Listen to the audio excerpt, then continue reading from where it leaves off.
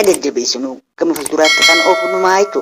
Kanaaf wal jajjabeessuun nurratti dirqama akka wal jajjabeessinuun isiniif dhaama. Kanaaf aartiin keenya kan maanta nu guddataa jiru isa kamii kan jettaniif aartii Abrahaam Abdallaa kan jedhamu kan yookaan chaanaal isaa kan YouTube chaanaalli isaa Qobboo Wood jedhu. Qobboo Wood jedhee odeeffannoo muuziqaa ajaa'ibaa kan bifa ajaa'ibaatiin dalagamechi jala harkattanii kanaaf jajjabeessaan isiniin deessallee.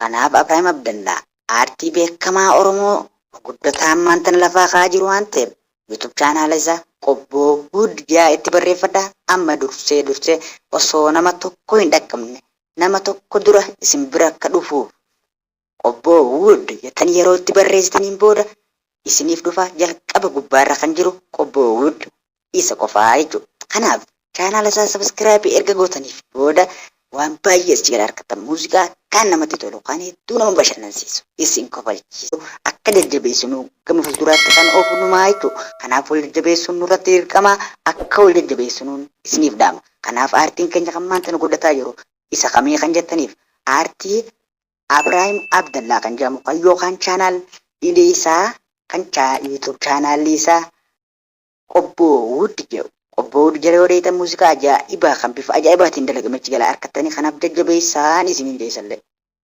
Kanaaf Abrahaam Abdallaa aartii beekamaa Oromoo guddataan maanta lafaa ka'aa jiru waan ta'eef YouTube chaanaala isaa Qobboo Wood jedhaa itti barreeffadhaa. Amma dursee osoo nama tokko hin dhaqqabne nama tokko dura isin bira akka dhufuuf Qobboo Wood jettanii yeroo itti barreessitaniin booda isiniif dhufa jalqaba gubbaarra kan jiru Qobboo Wood isa qofaa jechuudha. Kanaaf chaanaala isaa sabiskiraaybii erga gootaniif booda waan baay'ee itti jala harkattan muuziqaa kan namatti tolu kan hedduu nama bashannansiisu isin kofalchiisu.